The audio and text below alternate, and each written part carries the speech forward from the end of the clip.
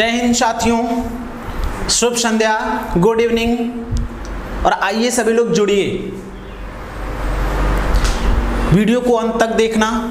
मैं कृष्णा शुक्ला आप सभी का स्वागत करता हूं मां अकेडमी लखनऊ यूट्यूब चैनल पर।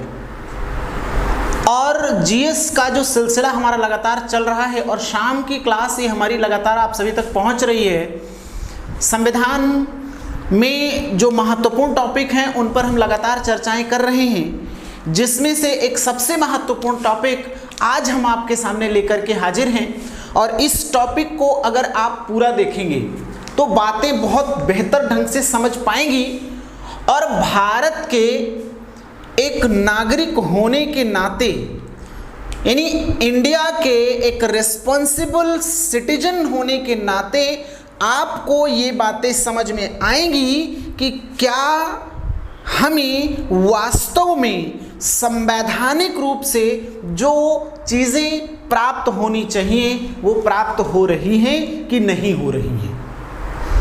तो गहनता से अध्ययन करने की ज़रूरत है। और जहाँ तक सवाल है हमारे भारत के नागरिक होने का और जिम्मेदार नागरिक होने के साथ साथ हम अपने अधिकारों को समझें, तो इसलिए हम बेहद महत्वपूर्ण टॉपिक को लेकर के आपके सामने हैं, फंडामेंटल राइट्स, यानी कि मौलिक अधिकार। फंडामेंटल राइट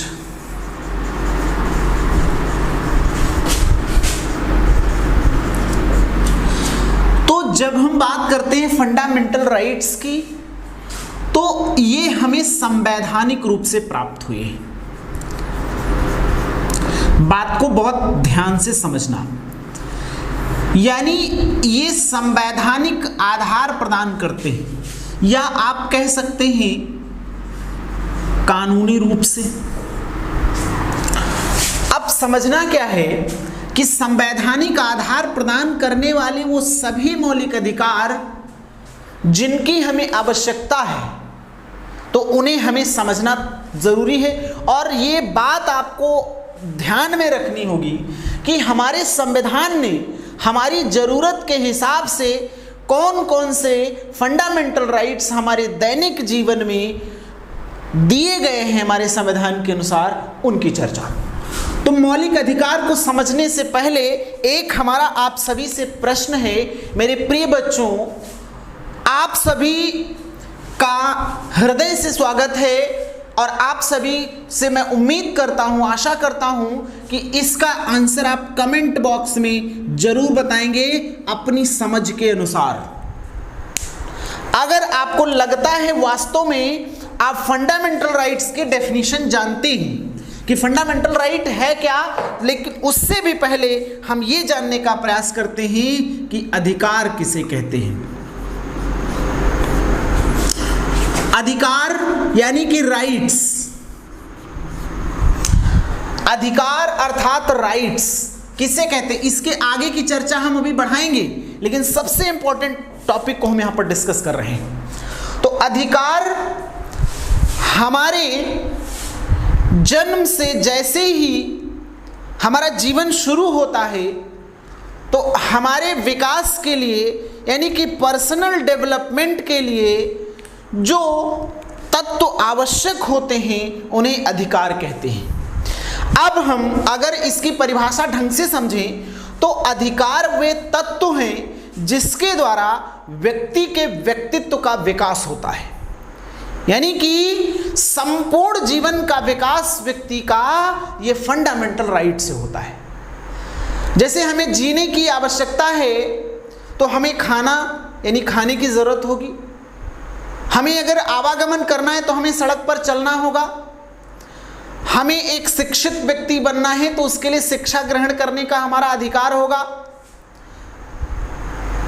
तो हमारे संपूर्ण विकास के लिए अधिकार जरूरी है। तो अधिकार क्या है? जीने का एक तरीका है, एक मेथड है, यानी जिससे कि व्यक्ति के व्यक्तित्व का विकास होता है। तो अधिकारों की अब हम यहां पर जब बात कर रहे हैं तो बेसिकली हम लोग अभी इस पर चर्चा डिटेल से करने वाले हैं। पहले जो अधिकार हैं हम इसके हिसाब से देखते हैं, लेकिन संवैधानिक रूप से इनका विवरण कैसे किया गया है ये देखेंगे। तो कुछ कानूनी रूप से अधिकार दिए गए, अब इनकी चर्चा मैं आगे डिटेल से करूंगा। कानूनी अधिकार, दूसरे अधिकार हैं नैतिक अधिकार।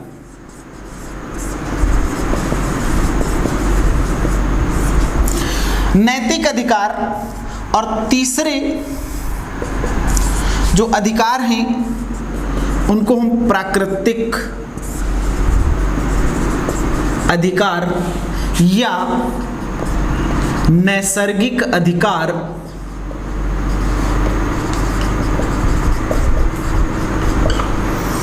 या नेचुरल राइट्स कहते हैं। तो कानूनी अधिकार मतलब जो संवैधानिक रूप से प्राप्त है, जैसे कि हमारा मौलिक अधिकार।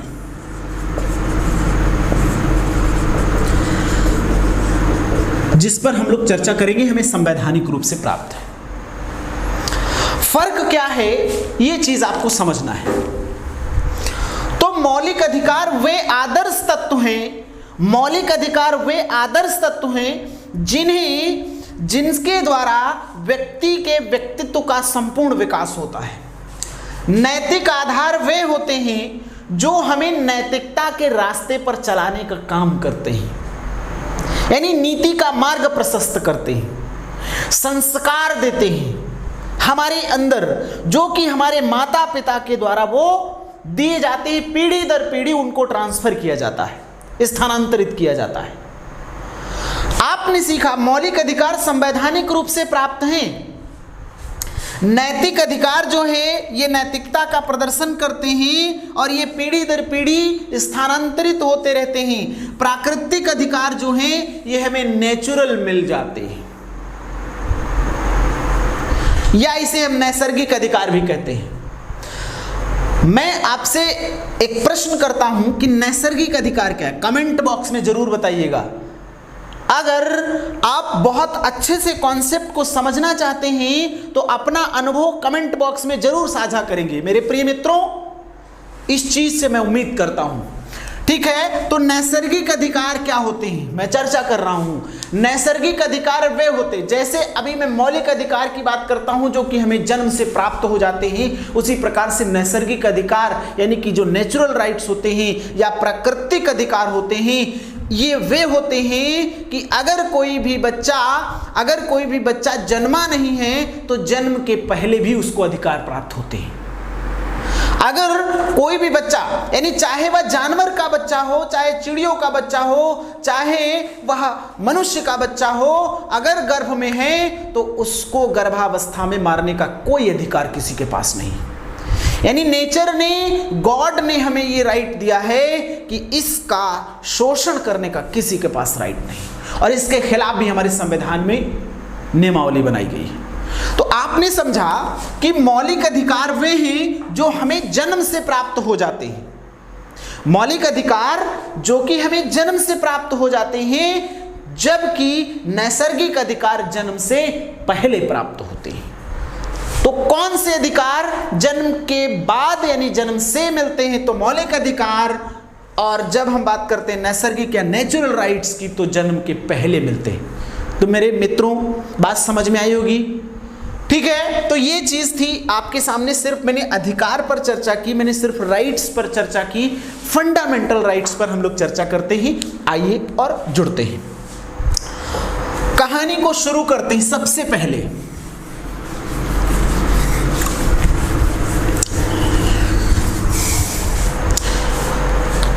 फंडामेंटल राइट हमारे संविधान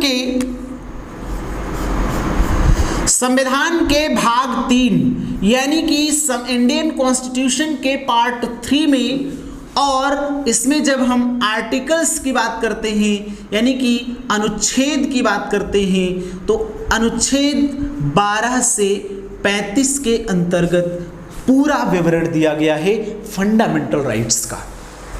ये फंडामेंटल राइट्स जो हैं हमारे संविधान में जो फंडामेंटल राइट्स जो दिए गए हैं, इनको भाग 3 में जगह दी गई है, यानी कि पार्ट 3 में जगह दी गई है। सीधा सा प्रश्न आपसे पूछता है, और कई बार प्रश्न पूछा जा चुका है। पीसीएस में भी ये प्रश्न पूछा गया है, लोअर पीसीएस में भी ये प्रश्न पूछा गया है, एसएससी में भी ये प्रश्न पूछा गया है, और कई एक दिवसीय परीक्षाओं में यह प्रश्न पूछा जा चुका है कि मौलिक अधिकारों को संविधान के किस भाग में वर्णित किया गया है। तो संविधान के भाग 3 में वर्णित किया गया है। आर्टिकल्स की बात करते हैं तो अनुच्छेद 12 से 35 में इनका वर्णन पूरा किया गया है। आइए जानते हैं हमारे संविधान के भाग 3 को हमारी संसद ने, यानी हमारी संसद के अनुसार इसको मैग्ना कार्टा की संज्ञा दी गई है। मैग्ना कार्टा की संज्ञा दी गई है, और मैग्ना कार्टा की जो हिंदी होती है इसको हम कहते हैं अधिकार पत्र। मैग्ना कार्टा अर्थात अधिकार पत्र।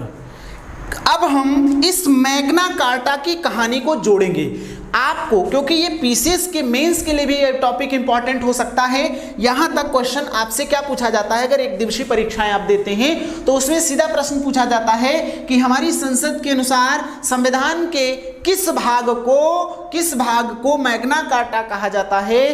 तो संविधान के भाग 3 को मैग्ना कार्टा या अधिकार पत्र की संज्ञा दी गई है। अब इस मैग्ना कार्टा की जो कहानी है ये कहां से शुरू होती है, आइए जानते हैं। कमेंट बॉक्स में बताइएगा जरूर आप लोग कि मैग्ना कार्टा संविधान के किस भाग को कहते हैं। भाग 3 को कहते हैं। तो मेरे बच्चों बात समझ में आई? ठीक है, कमेंट जरूर करते रहिएगा। ठीक है, चलिए आइए आगे देखते हैं। अब अधिकार का उद्भव, जब हम बात कर रहे हैं इन अधिकारों की, यानी कि पूर्ण रूप से अगर हम इसको कहें मौलिक अधिकार, तो मौलिक अधिकारों की उत्पत्ति कहां से हुई? मौलिक अधिकारों की उत्पत्ति या उद्भव आप कह सकते हैं, कहां से माना जाता है? ठीक, और जिसको प्रथम लिखित दस्तावेज के रूप में, प्रथम लिखित दस्तावेज जो प्रस्तुत किया गया, इसको 3 तरीके से 4 तरीके से हम यहां पर बांटने का प्रयास करेंगे। इस चीज को आप समझिएगा। पहली कहानी, जो प्रथम लिखित दस्तावेज प्रस्तुत किया गया, इसको आप एक डायग्राम से भी समझ सकते हैं। इसका डायग्राम मैं आपको बना देता हूं आपके सामने।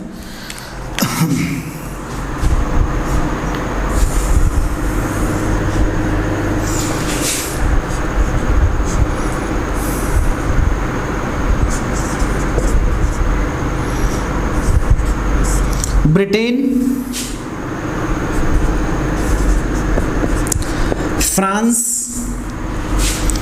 और फिर ब्रिटेन, और फिर ब्रिटेन।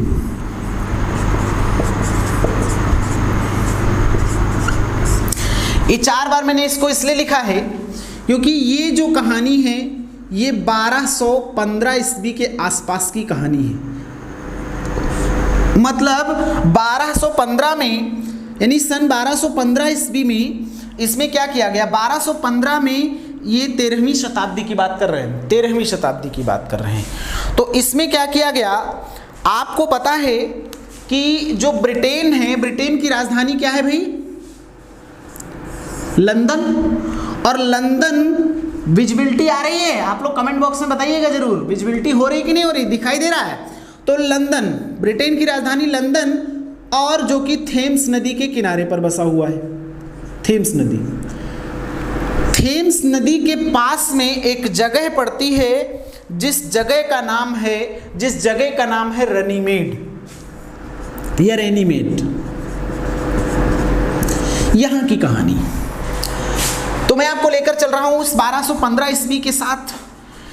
यहां पर एक राजा थे जिनका नाम था किंग जॉन।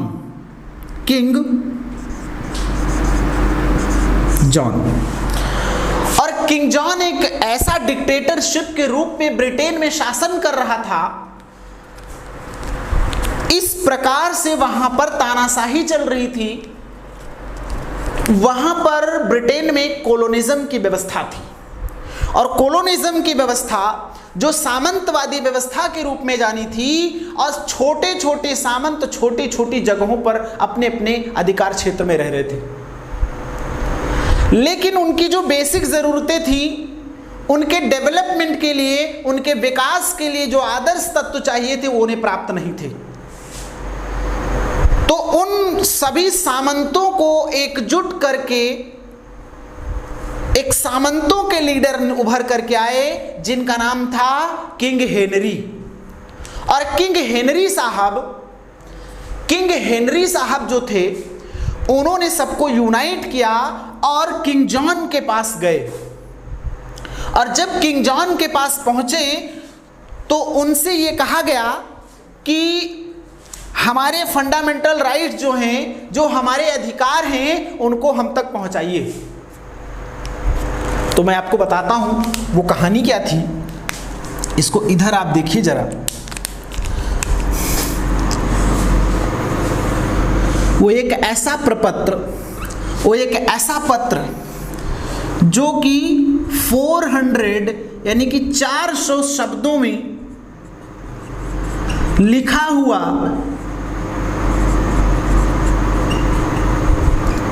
एक दस्तावेज, 400 शब्दों में लिखा हुआ एक दस्तावेज किंग जॉन के सम्मुख प्रस्तुत किया गया। और जब किंग जॉन के सम्मुख इसको प्रस्तुत किया गया तो बोले क्या है, तो उनको पढ़ के सुनाया गया। और उसमें लिखा हुआ था 63 क्लॉजेस थे, यानी 63 क्लॉज में इस फंडामेंटल राइट के जो मैग्ना कार्टा के रूप में एक पत्र प्रस्तुत किया गया था, इसमें 63 क्लॉजेस थी।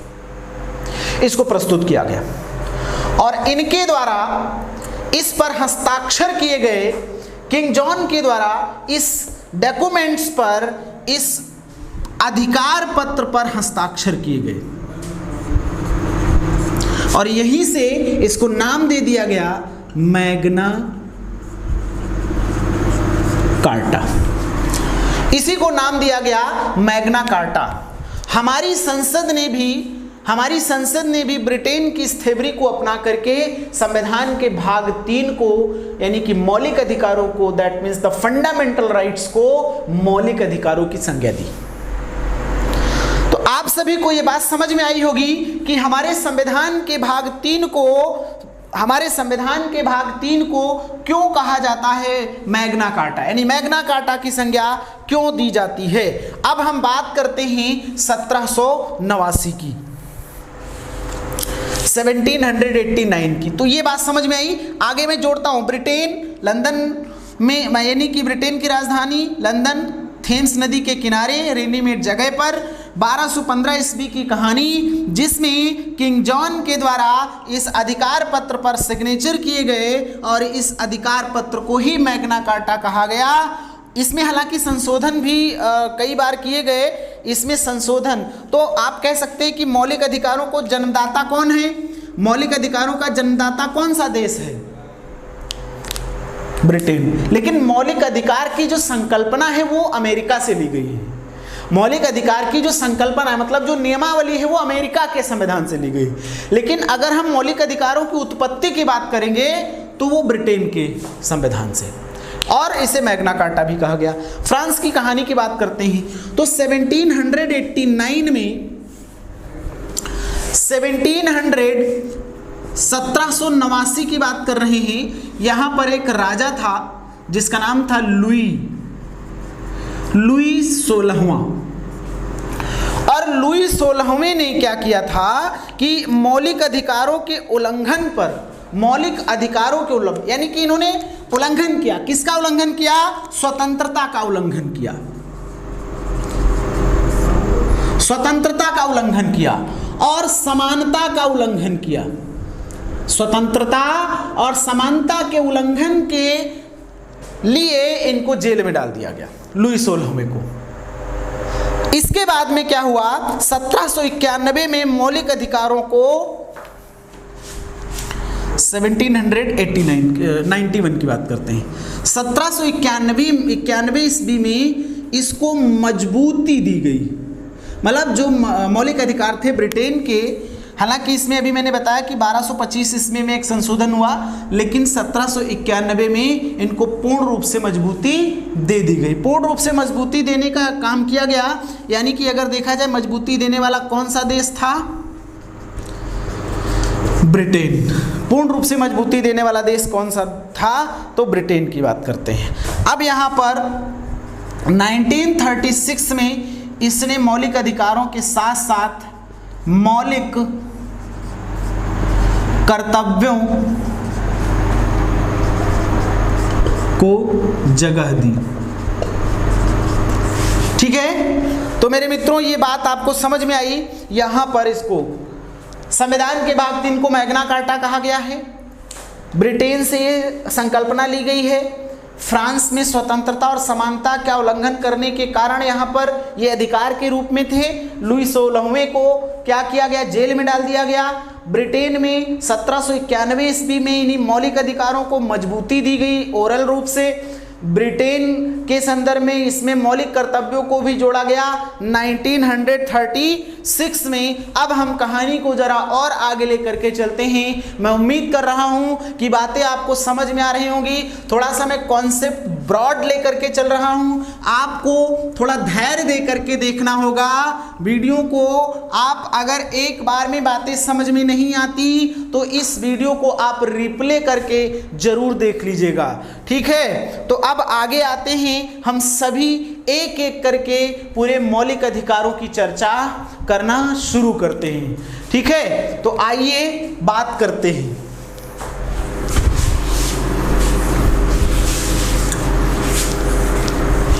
पूरा विवरण मौलिक अधिकारों का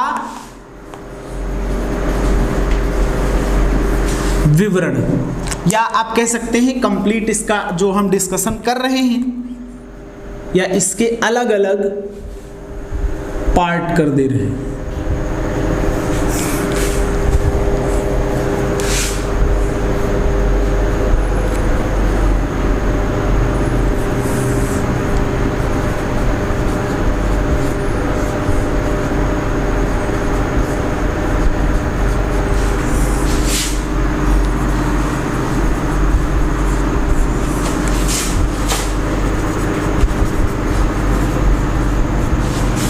नैतिक अधिकार और प्राकृतिक अधिकार। ठीक है, तो इस पर चर्चा एक एक करके हम लोग कर लेते हैं। इस पर चर्चा कर लेते हैं।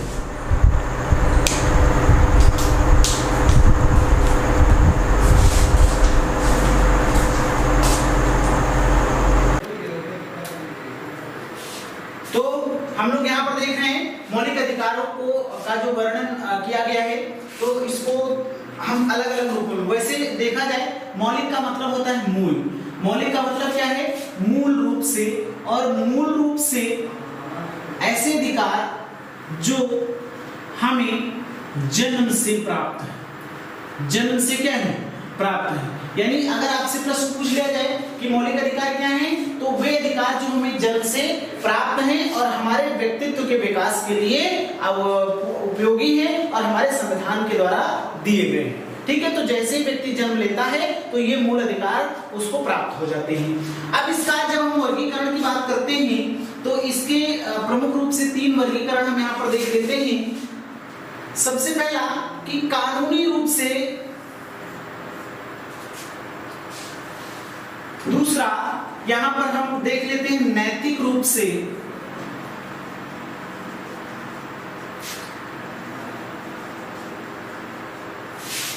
और प्राकृतिक रूप से। प्राकृतिक रूप से इनकी बात कर लेते हैं। यहां पर जब हम पूर्ण रूप से मौलिक अधिकारों की बात करते हैं तो मौलिक अधिकार जो हैं ये 6 अधिकार हमें प्राप्त हुए हैं। सबसे पहला जो मौलिक अधिकार है ये है समानता का अधिकार। समानता का अधिकार, that means right to equality. Right to equality की बात करता है। राइट टू इक्वलिटी में जो कि आर्टिकल 14 से 18 के बीच में वर्णित है।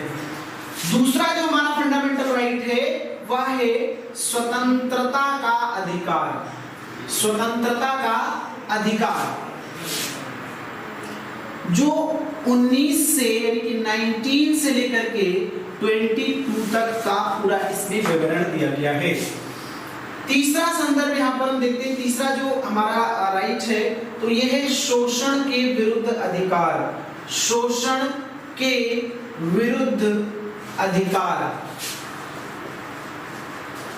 Right to freedom, right to freedom, right to equality, right to freedom, right to यहाँ पर एक्सप्लॉइटेशन की जब हम बात कर रहे हैं तो 23 से लेके 24 तक का पूरा यानी यहाँ पे कंप्लीट विवरण दिया गया है। और यहाँ पे जब चौथे फंडामेंटल राइट की बात करते हैं तो इसमें क्या किया गया है, धार्मिक स्वतंत्रता के अधिकार की बात की गई। धार्मिक स्वतंत्रता का अधिकार, धार्मिक स्वतंत्रता का अधिकार ये हमें धर्म की स्वतंत्रता देता है कि आप अपने धर्म का प्रचार प्रसार करिए, जो कि आर्टिकल 25 से लेकर के 28 तक की इसमें पूरा विवरण देता है। इसके बाद में हम बात कर रहे हैं आर्टिकल 5 की, यानी 5वां जो हमारा मौलिक अधिकार है या मूल अधिकार है तो ये है संस्कृति एवं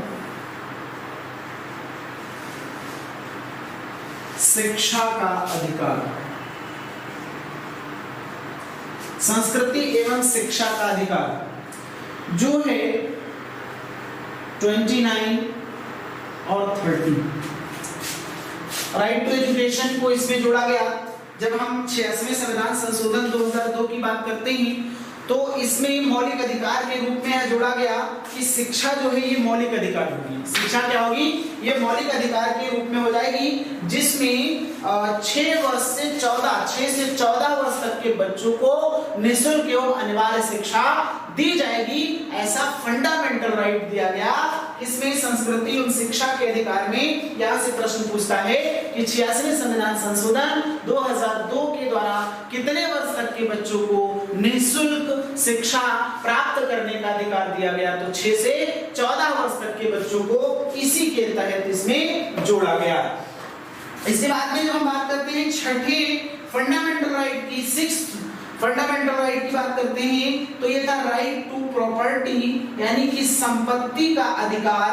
ये था, अब यहाँ पर हम था क्यों बोल रहे हैं, था इसलिए बोल रहे हैं क्योंकि अब ये नहीं है, यानी ये वाला जो हमारा आर्टिकल है ये इस समय नहीं है।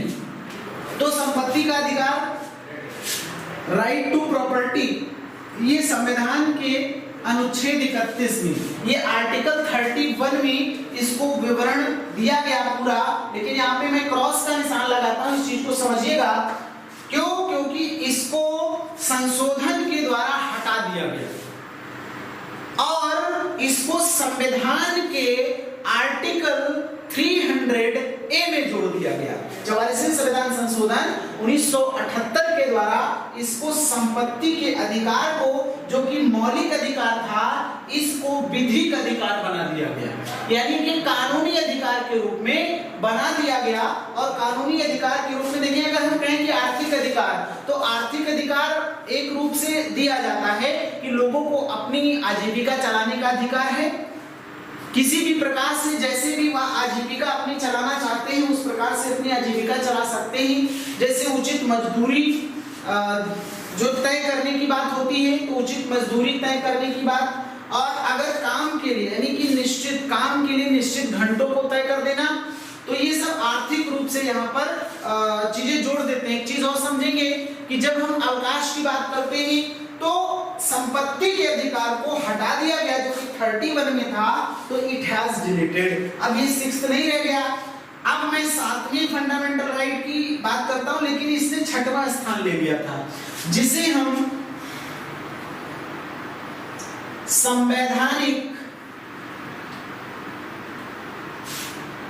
संवैधानिक उपचारों का अधिकार कहते हैं। संवैधानिक उपचारों का अधिकार, right to constitutional remedies, right to constitutional remedies, article 32। Article 32 जिसे हमारे बाबा साहब भीमराव अंबेडकर जी ने संविधान की आत्मा कहा था। किसने कहा था?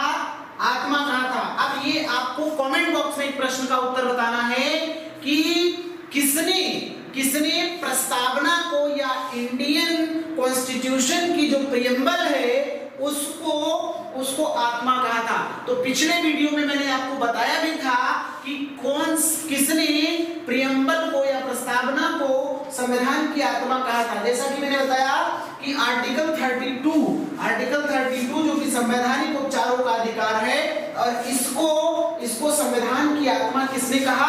तो हमारे बाबा साहब भीमराव अंबेडकर ने इसको क्या कहा? आत्मा के रूप में कहा।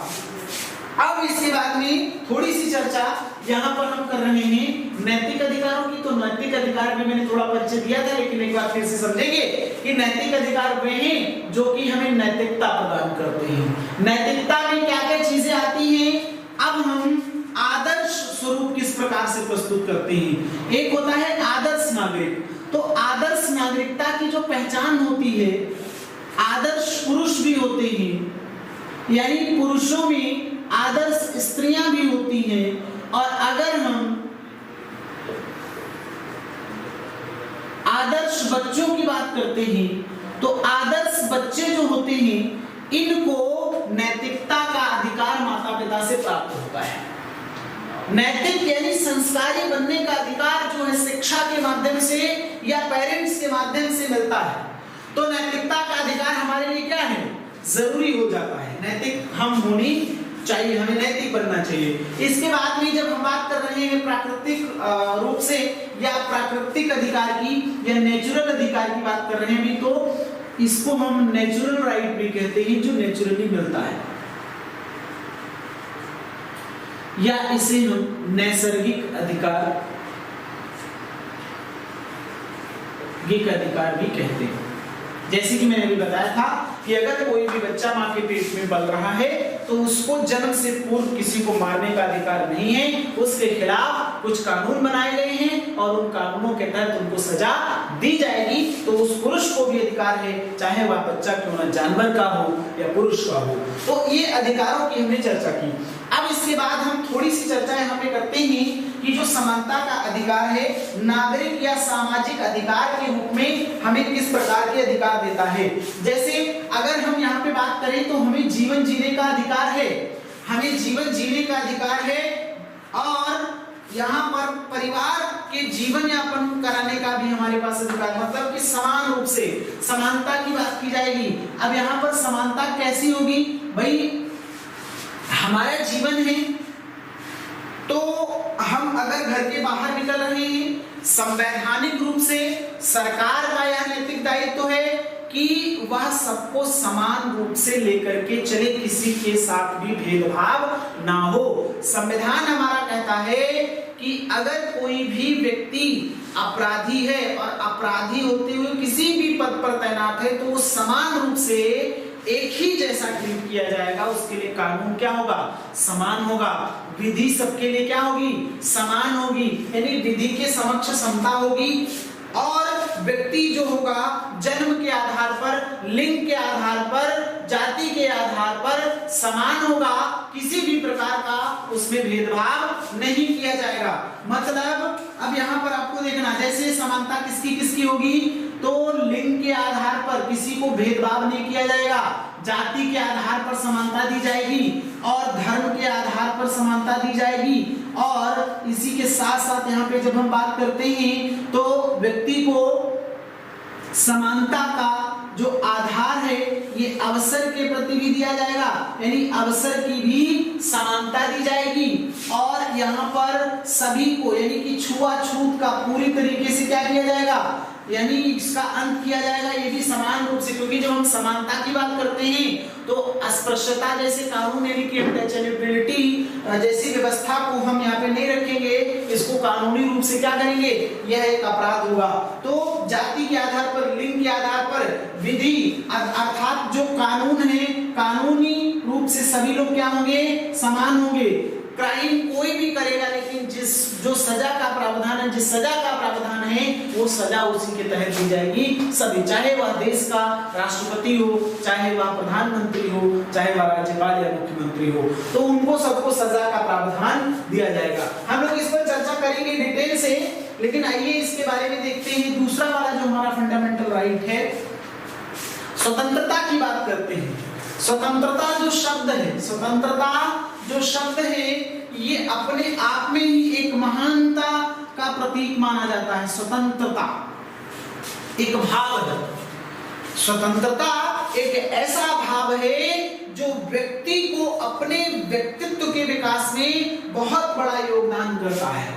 तो व्यक्ति को फ्री होना ये उस पर तय करता है, उस पर निर्भर करता है कि वह अपने डेवलपमेंट की या विकास की दिशा कैसे तय करेगा।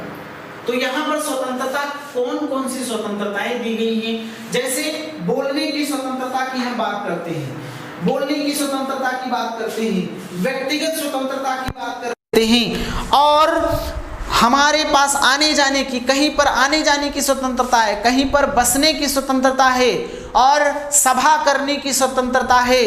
तो ये जो स्वतंत्रताएं हैं हमारे पास हमारे संविधान के अनुसार मिली हुई हैं, जिसके तहत हम स्वतंत्र रूप से कहीं पर भी रह सकते हैं, कहीं पर आ जा सकते हैं, कोई रोजगार चुन सकते हैं। इसके लिए हम पूरी तरह से आज़ाद हैं, स्वतंत्र हैं। और स्वतंत्रता वह भाव है, स्वतंत्रता वह भाव जो हमें उन्नति के मार्ग पर अग्रसर करता है।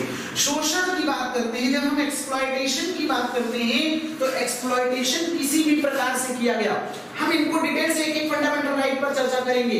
तो शोषण, अब इसमें आर्टिकल 23 में कहा गया कि अगर किसी भी व्यक्ति का अबाध रूप से शोषण किया जाता है, उसकी खरीद या बिक्री किया जाता है, तो वह कानूनी रूप से अपराध के अंतर्गत आएगा। और अगर यहाँ पर अब शोषण की बात करते हैं, अगर बच्चों का शोषण किया जाता है, मतलब कि 14 वर्ष तक के बच्चों या उससे कम उम्र के बच्चों का कहीं पर उद्योग में या किसी फैक्ट्री में शोषण करने के लिए कहा जाता है, तो क्या किया जाएगा, उसमें किसी भी प्रकार से तो शोषण के विरुद्ध अधिकार, राइट टू एक्सप्लॉयटेशन, जिसमें आर्टिकल 23 के तहत किसी व्यक्ति का शोषण, उसके विरुद्ध में कानून बनाए गए। और आर्टिकल यहाँ पर जो 24 है उसमें बच्चे का शोषण, जो बाल 6 यानी कि 6 से 14 वर्ष तक के बच्चे हैं, उनका किसी भी प्रकार से अगर शोषण किया जा रहा है, अगर किसी फैक्ट्री में काम करने के लिए उनको ज़बरदस्ती की जा रही है, तो उनके खिलाफ कार्रवाई की जाएगी। हाँ, एक चीज़ की बात यहाँ पर की गई है कि अगर मजबूरी, बस किसी की मजबूरी है, तो जो विद्यालय का स्कूल टाइम का है उसको छोड़ करके वह काम कर सकता है। अब हम धार्मिक स्वतंत्रता की जब हम बात करते हैं, right to equality of freedom, यानी कि राइट, यानी जो हमारी इक्वलिटी है धर्म के, यानी right to equality of the religion, right to equality of religion, कि जहाँ पर हम बात करते हैं तो सभी को अपने अपने धर्म को, अपने अपने रिलीजन को मानने की स्वतंत्रता है। किसी भी प्रकार से किसी भी व्यक्ति को धर्म के विरुद्ध या धर्म के विरुद्ध में अभियान चलाने का कोई भी अधिकार है। कोई भी व्यक्ति किसी भी दूसरे धर्म को ठेस नहीं पहुंचा सकता है, बुराई नहीं कर सकता। मतलब आप अपने धर्म का प्रचार प्रसार करिए, आप अपने धर्म के बारे में बताइए लोगों को, लेकिन जबरदस्ती किसी का धर्मांतरण नहीं किया जा सकता है, यानी कि किसी का धर्म परिवर्तन जबरदस्ती नहीं कराया जा सकता है। तो कानूनी रूप से ये जो अधिकार हैं, इन अधिकारों को ऐसी मान्यता दी गई है जो कि हमारे संविधान के अनुच्छेद 25 से 28 में वर्णित है। अब संस्कृति एवं शिक्षा के अधिकार की जब हम बात करते हैं, तो संस्कृति या धर्म के आधार पर जब शिक्षा की बात करते हैं तो किसी भी धार्मिक संस्थान में धार्मिक शिक्षा नहीं, यानी किसी भी शिक्षण संस्थान में धार्मिक शिक्षा नहीं दी जाएगी। रीति रिवाज, अपनी परंपराओं को सबको मानने का क्या होगा, अधिकार होगा। संपत्ति के अधिकार की बात करते हैं तो इसको 44वें संविधान संशोधन 1978 के द्वारा क्या किया गया, इसको एक कानूनी अधिकार बना दिया गया, इसको हटा दिया गया। तो वर्तमान समय में फंडामेंटल राइट्स की संख्या कितनी, आप सभी लोग कमेंट बॉक्स में जरूर बताएंगे। संवैधानिक उपचारों का अधिकार, जिसको हमारे अंबेडकर साहब ने क्या किया, इसे आत्मा की संज्ञा दी और जिसके तहत 5 प्रकार की रिट को जारी किया जा सकता है। और इसका विवरण अब यहाँ पर देखिएगा, हमने जो बात की थी कि संविधान के भाग 3 को मैग्ना कार्टा कहा जाता है और संविधान के अनुच्छेद की जो मैंने बात की तो अनुच्छेद 12 से 35 में पूरा विवरण यहाँ पे दिया गया। लेकिन एक चीज आप ध्यान देंगे कि यहाँ पर 14 और 18 दिया गया है और इधर 32 तक दिया गया है, जबकि यहाँ पे आर्टिकल 12 और आर्टिकल 13 पर कोई डिस्कशन नहीं किया गया। तो आर्टिकल 12 और आर्टिकल 13, मैं छोटी सी बात करता हूँ, यहाँ पे आर्टिकल 12 जो है ये राज्य की परिभाषा देता है। ये क्या कहता है, राज्य की परिभाषा देता है कि राज्य के लिए कौन कौन से आवश्यक तत्व होने चाहिए जिस राज्य के लोगों को ये मौलिक अधिकार दिए जाएंगे। तो आर्टिकल 13 के तहत कहा जाता है कि इनमें दिए गए जितने भी फंडामेंटल राइट्स हैं, इनमें किसी भी प्रकार का कोई भी अल्पीकरण नहीं किया जा सकता है। अल्पीकरण मतलब इनको कम नहीं किया जा सकता है। तो आर्टिकल 12 राज्य की परिभाषा, आर्टिकल 13 फंडामेंटल राइट्स का अल्पीकरण यानी इन्हें कम रिड्यूस नहीं किया जा सकता है किसी भी प्रकार से। तो आर्टिकल 33, आर्टिकल 34 और आर्टिकल 35 पर हम आगे की चर्चा करेंगे इसमें। और आप सभी लोग अब देखिएगा, जैसे हम समानता की बात कर रहे हैं तो इस पर पूरा डिटेल से बात करेंगे कि आर्टिकल 14 में क्या है, आर्टिकल 15 में क्या है और कौन से प्रश्न आपके बन सकते हैं। तो इसका अगला वीडियो, इसका अगला पार्ट आप जरूर देखिएगा, तभी पूरा कॉन्सेप्ट आपको समझ में आएगा।